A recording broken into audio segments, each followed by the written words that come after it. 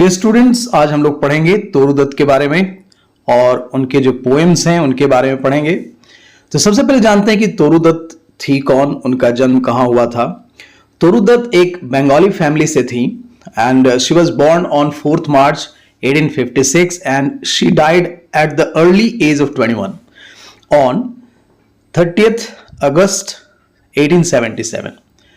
तो बहुत कम उम्र में उनकी मृत्यु हो गई थी। ठीक है, 1877 में जब वह 21 साल की थी। उनको ट्यूबरक्लोसिस था, तपेदिक बीमारी इसको हम लोग कहते हैं। वह एक इंडियन बंगाली थी। बाद में उनका फैमिली जो था वो कन्वर्ट हो गया था क्रिश्चियन में। She was one of the best poets of Indian literature, जिसमें से उन्होंने 2 लैंग्वेजेस में पोएम्स लिखे हैं, जिसमें से इंग्लिश और फ्रेंच का नाम आता है। She has been a translator and she has been a wonderful poet. She is among the founding figures of Indo-Anglian literature. जैसे भारतीय अंग्रेजी साहित्य का जो विकास हुआ उसमें देखा जाए तो इनका बहुत बड़ा रोल रहा है। इसमें से और भी महान लोग जो थे, हेनरी लुई विवियन डेरोजियो थे, मनमोहन घोष, सरोजिनी नायडू जैसे महान लोग भी रहे हैं, लेकिन इनका भी रोल बहुत ही शानदार रहा है। उन्होंने बहुत सारे वॉल्यूम्स ऑफ पोइट्री लिखा इंग्लिश में, जिसमें से नाम आता है सीता का, नाम आता है ancient ballads and legends of Hindustan जो कि 1882 में लिखा गया। इसके पहले उन्होंने लिखा था अ शीफ ग्लीन्ड इन फ्रेंच फील्ड्स जो 1876 में लिखा गया था। उनके पोएम्स के जो थीम्स रहे हैं वो लोनलीनेस, लॉन्गिंग यानी चाहत जिसको कहते हैं, अकेलापन, लॉनलीनेस का मतलब होता है, लॉन्गिंग मतलब चाहत होता है, पैट्रियोटिज्म देशभक्ति के ऊपर, और नॉस्टैल्जिया नेचुरल चीजों को लेकर। तो इस तरीके से आप तोरू दत्त के बारे में जान सकते हैं। उनकी एकमात्र एक फ्रेंच नॉवेल है जो लिखा था उन्होंने 1879 में, और इसका नाम था ले जर्नल डी मैडम मॉइसले डी आर्वर्स। ठीक है, तो यह उनकी एक नॉवेल भी है। इतनी कम उम्र में उन्होंने बहुत नाम कमाया और इंडियन इंग्लिश लिटरेचर को बहुत ही मजबूती दी। अब हम लोग पढ़ेंगे अवर कैसुरीना ट्री। तो चलिए हम लोग देखते हैं कि अवर कैसुरीना ट्री का क्रिटिकल एप्रिसिएशन क्या है, कविता किस बारे में है, इस पे उन्होंने क्या बताने की कोशिश की है। अवर कैसुरीना ट्री जो है एक ऐसा पोएम है जो तोरू दत्त ने लिखा है 1881 में, और इसे लिया गया है ancient ballads and legends of Hindustan से। यानी ये पोएम इनके लिखे हुए एक पोइट्री के कलेक्शन से लिया गया है जिसका नाम ancient ballads and legends of Hindustan है। और इस पोएम में तोरू दत्त जो हैं वो सेलिब्रेट करती हैं, बताती हैं कि कितना शानदार उनका पेड़ है, कैसुरीना का पेड़ जो है, और वह अपनी खिड़की से झांक कर इसे देखती हैं, याद करती हैं और अपने बचपन की उन खुशी के दिनों को याद करती है जहां वो बैठकर इन सारे मेमोरीज को जीती हैं और अपने प्यारे भाई बहन के साथ उस पेड़ को देखकर वो कैसे एंजॉय करती थी वो फिर से याद कर रही हैं। ठीक है, यह कैसुरीना का जो पेड़ है जिसे हम लोग सदाबहार पेड़ कह सकते हैं, जो सदा हरा रहता है और बहुत ही सुंदर दिखता है, ये लोकेटेड है उनके आम बगान में जो बचपन में उनका घर था। यह सिंबल है लाइफ और डेथ का, around which the happy and sad memories of a childhood revolve, जिसके चारों तरफ एक तरह से उनके बचपन की यादें घूमती हैं, और इसी पेड़ को लेकर उन्होंने इस ब्यूटीफुल पोएम को लिखा है। चलिए हम लोग देखते हैं और भी क्या इसमें खास है। अवर कैसुरीना ट्री जो है एक मार्मिक जिसको पोइग्नेंट कहते हैं और एक रिफ्लेक्टिव पोएम है जिसमें सब कुछ रिफ्लेक्ट किया गया, दिखाया गया है। और इस लिटरेरी पीस में उन्होंने दिखाने की कोशिश की है आर्टिस्टिक प्रोवेस को कि कितने शानदार तरीके से वो कविताएं लिखती हैं, लेकिन इसमें डीपर थीम भी है, इमोशंस भी हैं और मेरिट भी हैं। तो यह जो पोएम है एक प्रकार का ओड है, ओड मतलब एक गीत कहते हैं जिसको हम लोग, और यह एक ग्रैंड ओल्ड कैसुरीना ट्री के बारे में है जो उनके जीवन में बहुत ही गहरा महत्व रखता है। ठीक है, यानी कवि के जीवन में बहुत ही इसका बड़ा महत्व है। This tree becomes a symbol of memory, nostalgia and the passage of time. यह जो पेड़ है एक तरह से उनकी यादगारी का, उनके बचपन की यादों का, नोस्टैल्जिया अपनापन जिसको हम लोग कहते हैं, और जो समय बीता है उसको दिखाता है। दत्त जो है बहुत ही स्किलफुली और विविड इमेजरी को और सेंसरी डिस्क्रिप्शन को दिखाते हैं इसमें, और एक तरह से ऐसा सीन क्रिएट करती हैं जो एक स्ट्रॉन्ग विजुअल हमारे सामने दिखाई पड़ता है और उनके इमोशनल कनेक्शन को दिखाता है हमारे बीच और उस पेड़ के बीच में, यानी रीडर्स को भी वो अपने इमोशन से जोड़ती हैं।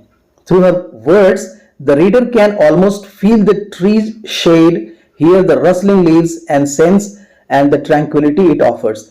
और इस पेड़ के उस हर एक्टिविटी को, चाहे इसके पत्तों की सरसराहट हो, चाहे इस पेड़ के छाया की बात वो करें, इसके पत्तों की बात करें, वहां जो शांति थी, इन सारी चीजों को वो अपने वर्ड से हम रीडर्स तक पहुंचा देती हैं।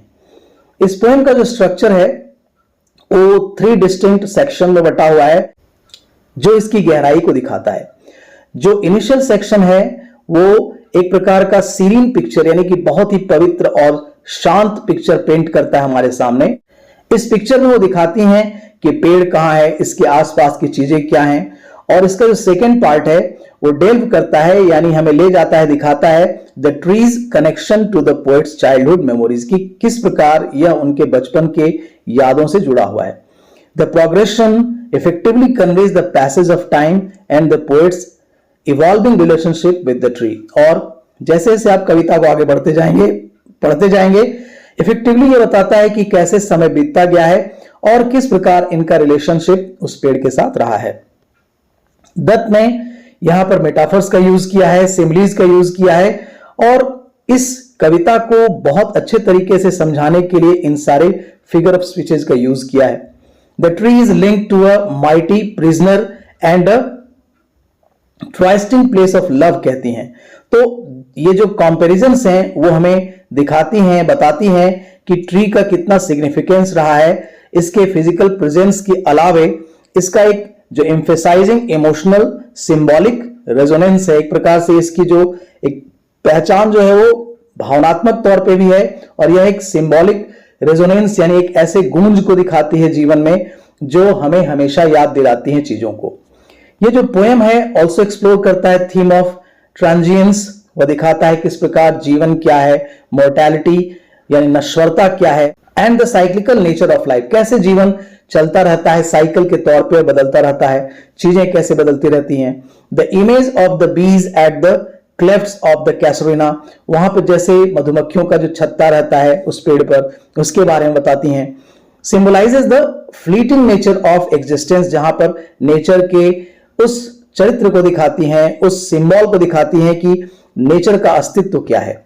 As this creatures are short lived, ये छोटे मोटे जो क्रीचर्स होते हैं वो बहुत कम उम्र उनकी होती है। This reflection on mortality serves as reminder of the impermanence of the life and the enduring value of memories, और यह दिखाता है कि ये छोटे छोटे जीव जिनकी उम्र बहुत कम है, तो जिंदगी कितनी इम्परमानेंस है, यानी कि यह हमेशा के लिए नहीं है, और हमारी यादों का क्या महत्व है, ये हमारे जीवन के साथ कितनी जुड़ी रहती हैं, इसका क्या महत्व है, ये दिखाती हैं। आगे ये जो पोएम है उसमें पोएट जो हमें एंगेज कराती है नेचर के साथ और सराउंडिंग के साथ, और ब्रॉडर रोमांटिक लिटरेरी ट्रेडिशन को यहां दिखाया है, किस प्रकार वो कल्पनाओं में जी रही है। तो रोमांटिक पोइट्री का यही थीम होता था, यानी कल्पनाओं में चीजों को समझना, देखना। The tree becomes a locus for contemplating not only personal experiences but also the interconnectedness of humans with the natural world. यहां यह वह भी दिखाती हैं कि किस प्रकार यह पेड़ जो है सिर्फ हमारे पर्सनल एक्सपीरियंस को नहीं दिखाता, बल्कि मानव का इस नेचुरल वर्ल्ड से क्या इंटरकनेक्शन है उसको भी दिखाता है। So this harmony between the human and natural spheres underscores Dutt's profound appreciation for the environment. तो यहां जो तोरू दत्त ने इस कविता को लिखा है उससे यह पता चलता है कि तोरू दत्त का कितना बहुत गहरा लगाव था एनवायरमेंट के प्रति, और मानव और नेचर का क्या संबंध है उसको दिखाने में वो कितनी ही गहराई तक गई हैं, ये दिखाई पड़ता है। तो कंक्लूजन में हम क्या देखते हैं कि आवर कैसरोना ट्री जो है एक मास्टरपीस है, और यह कंबाइन करता है विविड इमेजरी को, स्किलफुली इसमें मेटाफर्स दिखाए गए हैं और सेंस ऑफ नॉस्टैल्जिया दिखाया गया है, और यह क्रिएट करता है एक रिफ्लेक्टिव और इमोशनली रेजोनेंट पोएम जो हमें भावनात्मक तौर से जोड़ता है और ये सारी चीजें इस कविता से रिफ्लेक्ट होती हुई दिखाई पड़ती हैं। Through the portrayal of the tree, तोरूदत्त crafts a work that captures the fleeting nature of life. इस पेड़ की मदद से और अपने क्राफ्ट की मदद से, अपने कला की मदद से वह हमारे सामने वह प्रकृति के उस जीवन को दिखाती हैं जो यह दिखाता है कि that enduring power of memories, कि किस प्रकार यह यादें जो हैं हमेशा के लिए जीवित रहती हैं, इसकी शक्ति कितनी ज्यादा होती है। जब हम यादों में किसी चीज को बसा लेते हैं तो हमेशा के लिए हमारे लिए हो जाती हैं।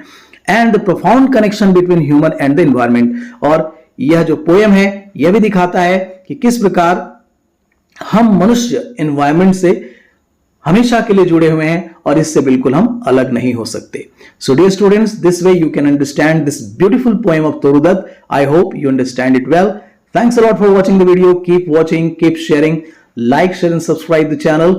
I'm always with you. Thanks again. Have a good day. Bye-bye.